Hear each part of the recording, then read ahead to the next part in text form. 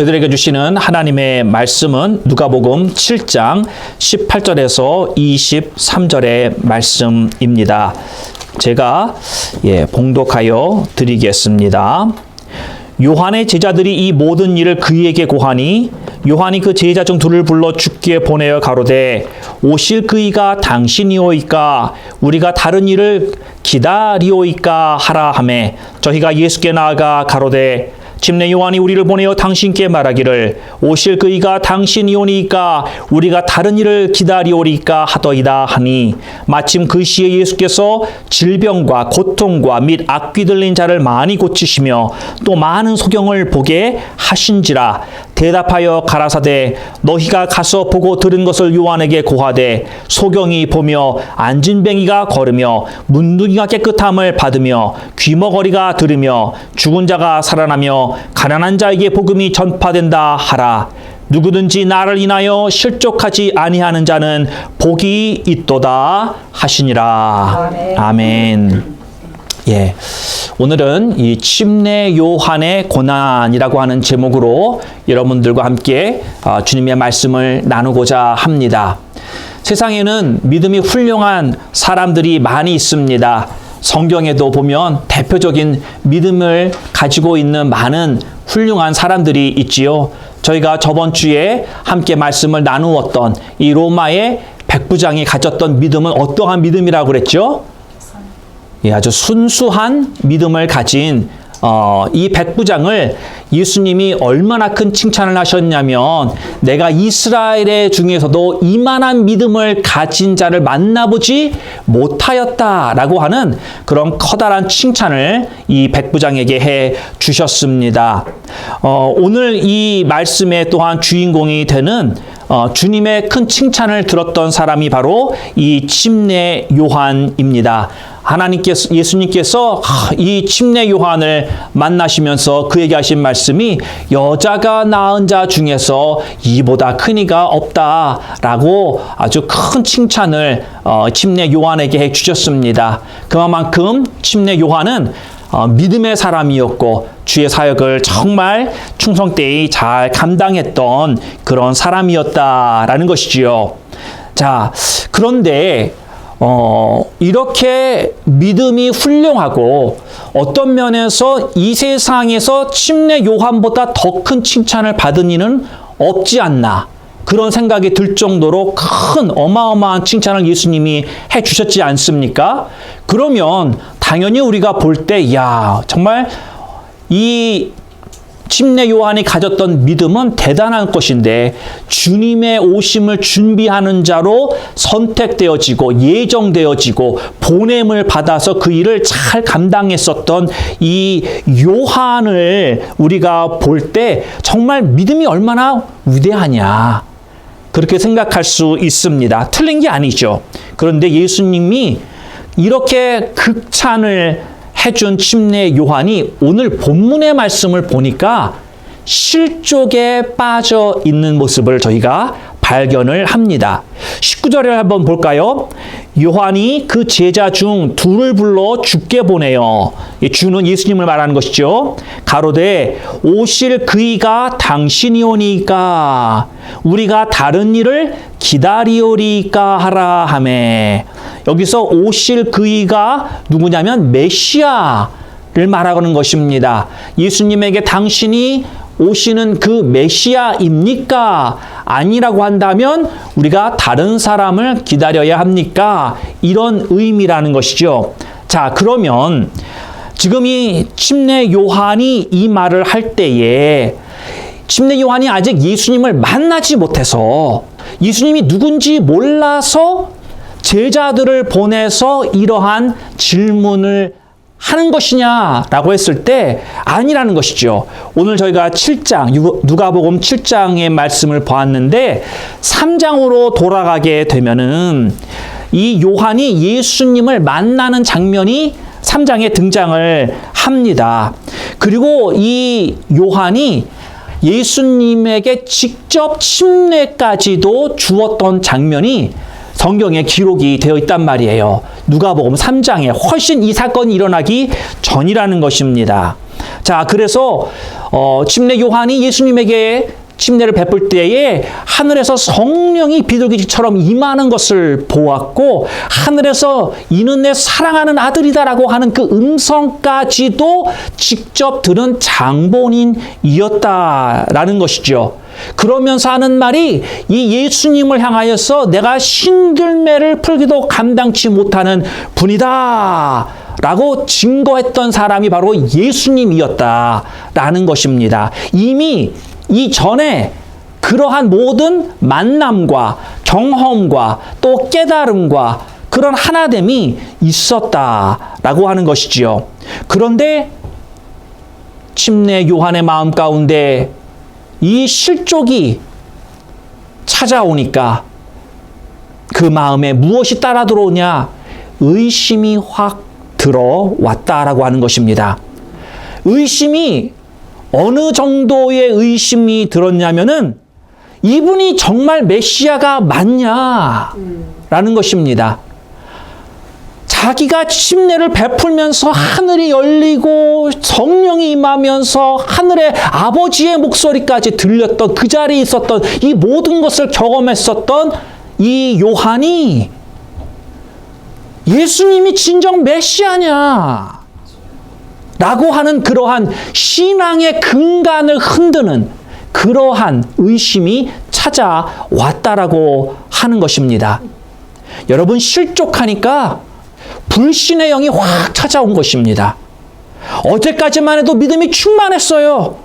하나님의 살아계심을 믿고 그의 능력을 경험하고 다 믿었는데 갑자기 실족하니까 빤한 것도 이제는 안 믿어지더라 라는 것입니다.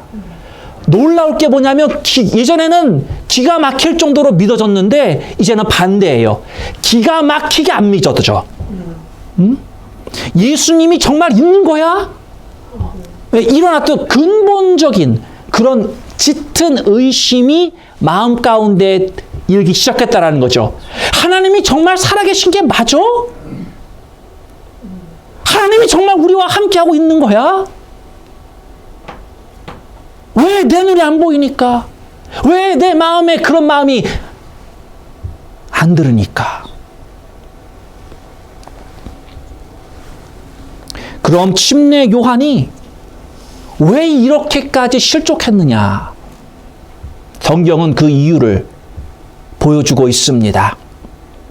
누가복음 3장 19절과 20절의 말씀을 보면은 헤롯 왕의 이야기가 나옵니다. 당시 이 이스라엘 지역을 다스리고 있었던 헤롯 왕에게는 자기 동생이 있었습니다. 빌립이라고 하는 동생이 있었는데 동생의 아내 헤로디아라고 하는 아름다운 아내를 동생이 가지고 있었는데 형이 이 아내를 강제로 빼앗아 와서 자기 아내로 삼았습니다. 침례 요한은 이 사건을 보면서 이건 불륜이다. 잘못된 것이다. 회개하라. 라고 질타를 했습니다.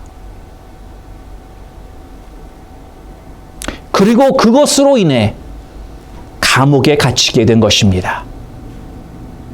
한마디로 말해서 하나님의 의를 위해 살다가 고난을 당하게 되었다라고 하는 것입니다. 잘못된 것을 잘못된 것이라고 말했을 뿐인데 저것은 불이다라고 말했었는데 하나님의 의를 위해서 그는 행했을 뿐인데 그에게 찾아온 것은 오히려 감옥에 갇히는 고난이었다라는 것입니다. 아마도 침례 요한이 감옥에 갇혔을 때 사도 바울과 실라처럼 아마 처음에는 그래도 내가 주님의 의를 위하여 핍박을 받는구나라고 찬양하며 기뻐하는 마음이 있었을 것입니다. 그런데 그 감옥의 시간이 지속이 되면서 그만 침례 요한은 실족하고 말았습니다. 고난의 시간이 오래 지속되면 실족할 수 있습니다. 고난이 한두 번 가볍게 오면 그거 이길 수 있습니다. 그리고 고난의 지속 시간이 짧으면 믿음으로 버티고 나아갈 수 있는 거예요. 그런데 이 고난이 시간이 자꾸만 늘어지고 힘들게 한다면 사람은 낙심, 절망이 오게 되어 있다라고 하는 것입니다. 고난이 길게 계속되면 살맛 안 나고 힘들고 고통스럽습니다. 우리나라 속담에 이런 이야기가 있죠. 긴 병에 효자가 없다. 예. 부모님이 아무리 좋고 존경하고 사랑해도 병이 오래되면 그 효자도 결국은 지치게 된다라는 속언입니다. 여러분, 우리도 주변에 있는 사람이 병에 걸리고 아파 누워 있으면 얼마 동안은 열정과 사랑을 가지고 돌볼 수 있습니다. 그런데 그 병이 길어지면 사람은 지치게 되어 있다라는 것이죠. 오늘 이 본문의 말씀에 등장하는 침례 요한은 이 고난의 시간이 계속 지속이 됐기에 실족한 것입니다. 자, 그러면 고난을 어떻게 극복할 것이냐? 먼저 고난의 이유를 깨달아야 됩니다. 왜 내게 고난이 왔는가? 이유를 분명히 알면 쉽게 그 다음부터는 실족하지 않게 될 것입니다. 여러분, 고난에는요 여러 종류의 고난이 있는 줄 아십니까? 고난은 그냥 다 같은 고난이 아니다라는 것입니다. 내가 겪는 고난과 다른 사람이 겪는 고난은 다른 고난일 수 있다라고 하는 것이에요. 똑같은 게 아니다라는 것입니다. 성경에서 우리가 찾아보니 4가지 종류의 다른 고난들이 있습니다. 첫 번째 고난은 테스트입니다. 테스트. 하나님께로부터 직접 온 테스트. 이걸 고난이라 우리가 표현할 수 있는데요.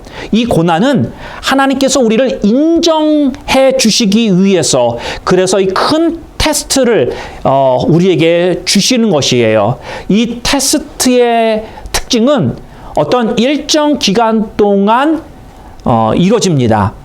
이 테스트를 순종을 하든지 안 하든지 일정 기간이 지나면 사라지게 됩니다. 나중에 인생의 줄기 가운데 똑같은 테스트가 한두 번 더 올 것입니다. 그러면 이 테스트를 우리는 기쁨으로 받아야 한다라는 것이죠. 하나님께서 직접 주시는 건데 이것은 무엇인가 큰 거를 나를 위해서 준비해 주셨고 그 인증의 테스트가 되는 것이고 이 테스트를 패스를 하면 곧바로 끝나게 돼 있다라고 하는 것이죠.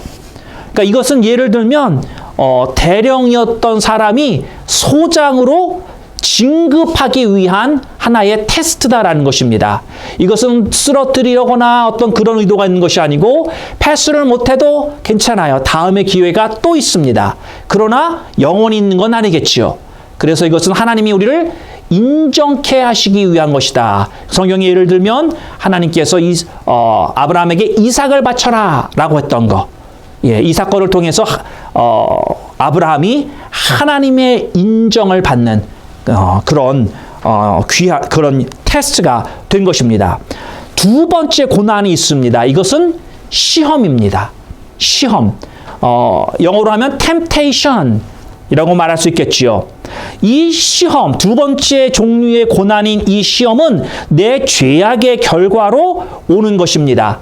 내가 하나님의 말씀에 불순종했기 때문에 그 결과로 빚어진 것이 바로 이 시험이다라고 하는 것입니다. 이 시험은 하나님과 아무런 관계가 없습니다. 하나님이 주시는 게 아닙니다. 내가 스스로 자초한 것이다 라는 것이죠. 그래서 우리는 생각해 볼 게 만약에 이 유혹이라고 하는 고난이 나에게서 오랜 세월 동안 지속된다. 그럴 때 우리가 깨달아야 될 게, 이건 하나님이 개입하셔서 이게 있는 게 아니다라고 하는 것을 파악해야 한다라는 거죠. 예를 들면 이런 거예요. 내가 10년, 20년 이런 긴 세월 동안 예를 들면 물질로 인해서 내가 계속해서 어려움을 당한다. 내가 물질 때문에 계속 쓰러진다. 그러면 이거는 문제가 있는 것입니다. 나의 어떤 불순종의 모습, 나의 어떤 영적인 문제가 해결되어지지 않았기 때문에 계속해서 이 문제가 이어진다라는 것입니다. 이것이 temptation, 바로 나의 불순종 때문에 오는 것이다. 이게 두 번째 고난이고요. 세 번째 고난은 어떤 것이냐? 가시입니다. 가시. 한 시대에 하나님께서 특별한 사람들을 부르시고 그들을 크게 사용하십니다. 그리고 하나님의 놀라운 영광을 위해서 부름받은 이 특별한 사명을 가진 사람들이 있는데, 이 사람들이 계속적으로 겸손함을 유지하고 그리고 하나님의 능력을 사용할 수 있도록 하기 위해서 계속해서 주는 고난이 있으니 바로 가시입니다. 우리가 성경에 보면 하나님의 가시를 받은 대표적인 인물이 바로 사도 바울이 있습니다. 그래서 이것은 아무에게나 오는 것이 아니라 아주 특별한 몇 사람에게만 오는 것이다. 그리고 마지막 네 번째, 여러분 이 세 번째는, 이런 가시는 우리가 특별히 걱정하지 않아도 될 겁니다. 그런데 이 네 번째, 이 고난은요 뭐냐면, 성도가 성숙하면 고난을 선택한다라는 것입니다. 다시 한번 말씀드릴게요. 성도가 성숙을 하면 고난을 선택한다라는 것입니다. 이것은 뭐냐? 의를 위하여 핍박을 받는 것입니다. 누구의 의를 위한 것이냐? 하나님의 의를 위하여 핍박을 받는 것입니다. 내가 고난을 선택을 하면 그 선택에 대해서 자부심을 가져야 되고요. 늘 하나님의 임재를 인식하며 살아야 되고요. 또 그 고난 가운데 성령 충만을 잘 유지해야 한다라는 것입니다. 이것이 의를 위하여 핍박을 받는 사람들의 특징입니다. 그러니까 내가 하나님의 의를 위해서 선택하고 이 고난을 선택하고 나서도 이 선택 자체를 어떤 이 목표로 삼거나 성령 충만을 유지하지 않으면 침례 요한처럼 실족할 수 있다라고 하는 것입니다. 여러분, 침례 요한은 하나님의 의를 선택했습니다. 그렇죠? 불의를 보고 그것은 불이다 라고 그는 말했다라는 것이죠.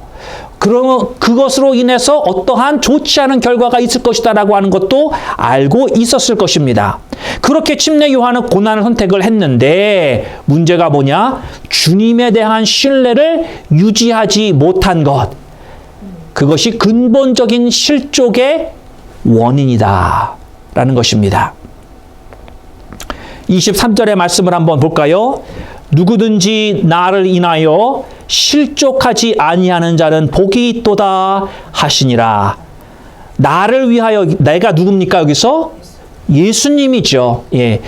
너희가 나 예수를 믿는다고, 예수의 뜻대로 살겠다고 그렇게 하지만, 그러나 고난이 올 때 또는 길어질 때 실족하지 않는 자가 복이 있도다. 그렇게 말씀을 하고 있는 것입니다. 사랑하는 성도 여러분, 주님께서 원하시는 성도의 삶을 살려면 좁은 길을 가야 합니다. 그리고 그 길을 기쁨으로 가야 하고요. 영광스럽게 여기며 가야 하고, 또한 성령 충만해야 합니다. 내 힘으로는 성도의 삶, 성도의 길을 제대로 갈 수는 없는 것입니다. 그러면서 예수님이 이 침례 요한의 실족한 것을 깨달으시고 예수님께서 말씀하시는 내용이 뭐가 있느냐? 회복을 명하십니다. 22절 말씀 볼까요? 대답하여 가라사대 너희가 가서 보고 들은 것을 요한에게 고하되 소경이 보며 안진뱅이가 걸으며 문둥이가 깨끗함을 받으며 귀머거리가 들으며 죽은 자가 살아나며 가난한 자에게 복음이 전파된다 하라. 이것은 예수님께서 자신의 고향에서 회당에서 이사야서의 말씀을 읽으면서 이 말씀이 듣는 오늘 너희에게 임하였었다 했던 그 말씀이고, 또 이사야서 62장에 등장하는 이 희년의 선포의 말씀인 것입니다. 예, 이 말라기 선지자가 이 구약의 맨 마지막을 장식을 하고 그 다음에 한 400~500년 동안에 이 이스라엘에게는 암흑기가 찾아옵니다. 그때 이 말라기 선지자가 맨 마지막으로 하나님께 사용받은 선지자였는데, 그 말라기 선지자가 뭐라고 예언을 한다면 성전에 호련히 임하시는 야훼 하나님을 만나라, 그런 예언을 했습니다. 역동적인 성령의 역사가 날마다 교회에서 일어나야 합니다. 치유받고 상처가 회복되고 기도의 응답이 임하고 복음이 선포되고 그 복음을 또한 받아들이는 그러한 하나님의 임재가 예배 때마다 확인되면 실족하지 않게 된다라는 것입니다. 로마 시대 때 클라우디아라고 하는 황제가 있었습니다. 그 로마 황제들이 대부분 자신을 우상으로 만들어서 너희들이 나를 따르지 않으면 죽이겠다, 나를 경배해라 라고 자신을 우상화했습니다. 그러면서 교회들에게 예배를 드리지 못하게 했습니다. 그때 이 로마 교회가 선택을 어떤 방법을 했냐면, 우리가 살아계신 하나님께 예배를 드리는데 감히 세상의 왕이 하나님의 예배를 패하느냐? 그럴 수 없다. 우리 예배 드리다 죽자. 이게 로마 교회의 결단이었다라고 하는 것입니다. 예. 그래서 어떻게 됐어요? 로마 경기장에 끌려가서 사자의 밥이 되었고요. 황제가 시저가 하는 어떤 그런 파티에서 크리스찬들이 기름덩어리를 뒤집어 쓰고 불에 타 죽었습니다. 그게 다 여기에서 온 거예요. 교회에서 예배드리다 그렇게 죽었다라는 것이죠. 그런 마음으로 예배를 드렸다라는 것입니다. 우리는 교회 예배드리러 와서 졸다가 가는 게 아니고 은혜 하나 못 받고 그냥 빈손으로 돌아가는 게 아니라 하나님의 임재를 확인하고 내가 그 하나님의 나와 함께함 가운데 감격해하고 내가 그 예배를 통하여 하나님이 준비하여 주시는 그 은혜를 받고 그러면서 내가 울고 또 내가 웃고 미친 무슨 사람처럼 울고 웃다, 그러한 하나님의 역사가 우리가 예배드리는 이런 실상황 속에서 일어나야 한다는 것입니다. 여러분, 우리는 어떤 면에서 예배를 통해서 한편의 TV 드라마를 찍어야 된다는 것이죠. 여러분, 우리는 드라마라고 하는 것이 브라운관 TV만을 보는 것이 사실은 드라마가 아니라 어떤 면에서 이 Heaven Broadcast Company에서 정말 송출할 수 있는 그러한 우리의 예배의 현황에 내가 주인공이 되어야 한다라고 하는 것입니다. 우리의 예배 방송이 정말 TV에서 보여주는 그러한 드라마처럼 펼쳐지기를 원합니다. 하나님과 천군 천사가 이 드라마를 보면서 주인공인 여러분을 보면서 응원하고 정말 그 은혜 받는 모습 가운데 함께 기뻐하고 또한 한 주간도 이 예배로 인하여 충족되어진 충만함을 가지고 세상에 나아가 살 수 있도록 그렇게 우리 모든 정말 천군 천사들이 우리를 축복해주는 그것이 바로 이 예배 가운데 일어나야 하는 실질적인 모습이다라고 하는 것입니다. 사랑하는 성도 여러분, 믿음이 좋은 사람도 실족하는 것을 보았습니다. 여러분, 우리에게 또 약점이 있지 않습니까? 여러분의 약점은 무엇입니까? 어떤 모습 속에서 고난이라는 이름으로 우리에게 찾아옵니까? 하나님의 인정을 위한 테스트입니까? 아니면 불순종으로 인한 템테이션, 유혹입니까? 겸손케 하시기 위한 가시입니까? 아니면 성도가 의를 위하여 선택한 고난입니까? 사랑하는 성도 여러분, 불순종으로 인한 템테이션이라고 한다면 그것을 주님 앞에서 해결받으시고 의를 위해 선택하는 성숙한 크리스찬이 다 되시기를 주님의 이름으로 축원합니다. 우리 함께 기도했으면 좋겠습니다. 오늘 저희들에게